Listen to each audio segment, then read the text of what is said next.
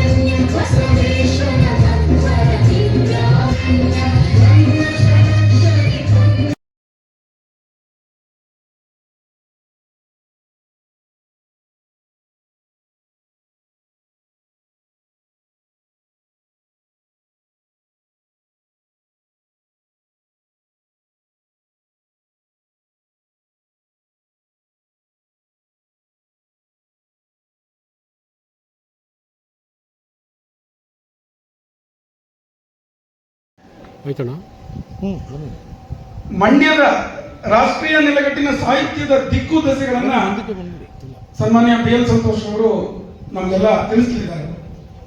ಇಡೀ ಕಾರ್ಯಕ್ರಮದಲ್ಲಿ ಒಟ್ಟು ಅವರು ಪ್ರಧಾನವಾಗಿ ನಮಗೊಂದು ಆ ರೀತಿಯ ಚಿಂತನೆಯನ್ನು ಕಟ್ಕೊಡ್ಬೇಕು ಅಂತ ನಾವು ಅವರನ್ನ ವಿನಂತನೆ ಮಾಡಿದ್ದೇವೆ. ಅದು ಹೊರತುಪಡಿಸಿದ್ರೆ ನಾವೆಲ್ಲ ಔಪಚಾರಿಕವಾಗಿ ಮಾತಾಡ್ತೀವಿ. ಮಹಾರಾಜರು ಅದನ್ನು ಕನ್ಕ್ಲೂಡ್ ಮಾಡ್ತಾರೆ. ಹೇಳಬೇಕಾದ 2-3 ಸಂಗತಿ ಅಂದ್ರೆ BL ಸಂತೋಷ್ ಅವರನ್ನ ಮಂಡ್ಯದಲ್ಲಿ ಪುಸ್ತಕ ಬಿಡುಗಡೆ ಅಂತ ಒಂದು ಕಾರ್ಯಕ್ರಮಕ್ಕೆ ಎಷ್ಟು ಸರಳವಾಗಿ ಕರೆದ ಕಾರಣ ಅವರು ರಾಷ್ಟ್ರೀಯ ಮಟ್ಟದ ನಾಯಕರು ಅಂತ ಅಲ್ಲ, ಅವರು ಹೃದಯದ ಒಳಗೆ ರಾಷ್ಟ್ರ ಇಟ್ಕೊಂಡಿದ್ದಾರೆ ಅನ್ನೋ ಕಾರಣಕ್ಕೆ ಅವರನ್ನು ಕರೆದ. ಹೃದಯದ ಒಳಗೆ ರಾಷ್ಟ್ರ ಇಟ್ಕೊಳ್ಳೋದಂದ್ರೆ ಏನು? ಭಾರತದ ಒಳಗಡೆ ಅದರಲ್ಲೂ ಮಂಡ್ಯದಲ್ಲಿ ಈ ನೆಲ ಯಾವ ಚಿಂತನೆಯನ್ನ ಹೊರ ಹಾಕಿದ್ಯೋ ಅವೆಲ್ಲವೂ ಕೂಡ ರಾಷ್ಟ್ರವನ್ನು ಮೀರಿ ಗಡಿದಾಟಿ ಪಶ್ಚಿಮದ ಚಿಂತನೆಗಳಿಗೆ ಒಡೆತವನ್ನು ಒಡೆಯುವಂತ ಕೆಲಸವನ್ನ ಮಾಡಿದೆ. ಅನೇಕ ಪ್ರಕರಣಗಳನ್ನ ನಾನು ಉಲ್ಲೇಖ ಮಾಡೋದಿಲ್ಲ, ಕಾರಣ ಕೇಳಿದ್ರೆ ಪೂರ್ತಿ ಪ್ರಧಾನವಾಗಿ ಅವರು ಆ ಚಿಂತನೆಗಳನ್ನು ಕಟ್ಕೊಡ್ತಾರೆ BL ಸಂತೋಷ್. ಏನು ಭಾರತಕ್ಕೊಂದು ಸಂವಿಧಾನ ರಚನೆ ಆದ್ಮೇಲೆ ನಾವೆಲ್ಲರೂ ಕೂಡ ಸಂವಿಧಾನದ ಒಳಗಡೆ ಸಂವಿಧಾನದ ಆಶಯದ ಅಡಿಯಲ್ಲಿ ಬದುಕ್ತಾ ಇದ್ದೀವಿ. ಅಂದ್ರೆ ಕೆಲವರು ದುರುಳರು, ಅಂದ್ರೆ ರಾಷ್ಟ್ರದ ಒಳಗೆ ಇದ್ದು ಎಲ್ಲವನ್ನೂ ಉಂಡು ರಾಷ್ಟ್ರವನ್ನ ಅನ್ಯ ಅಂತ ಭಾವಿಸುವ ನೀಚರು ಅವರು ಏನ್ ಹೇಳಿದ್ರೆ ಕೇಳಿದ್ರೆ ಭಾರತದ ಮೇಲೆ ಸಂವಿಧಾನವನ್ನು ಕೂಡಿಸುವಂತ ಕೆಲಸ.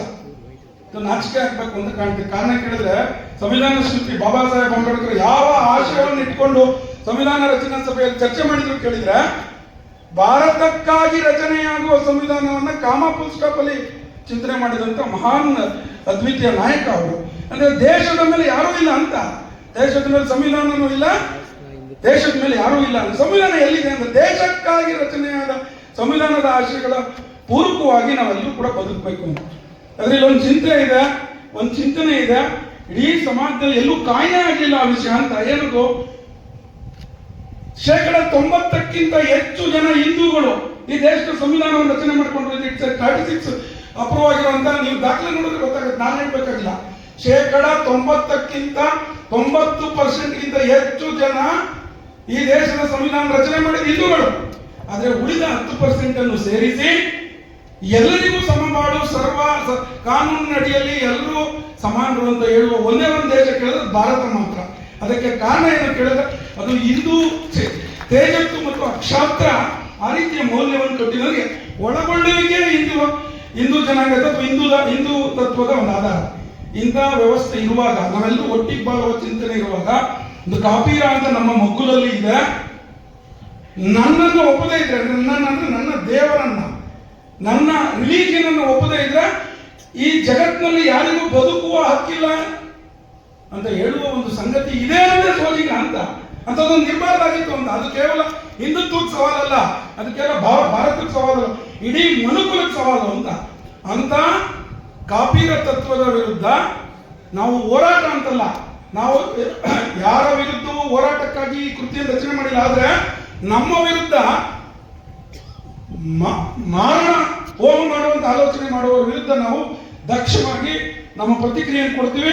ಯಾವ ಕಾಪೀರ ಸಿದ್ಧಾಂತವೂ ಕೂಡ ಈ ನೆಲದ ಗುಣಧರ್ಮವನ್ನು ಬಗೆಯಲಿಕ್ಕೆ ಸಾಧ್ಯ ಇಲ್ಲ ಅಂತ ಹೇಳಬೇಕು ಅಂತೇಳಿ ಈ ಕೃತಿ ರಚನೆ ಆಗಿದೆ.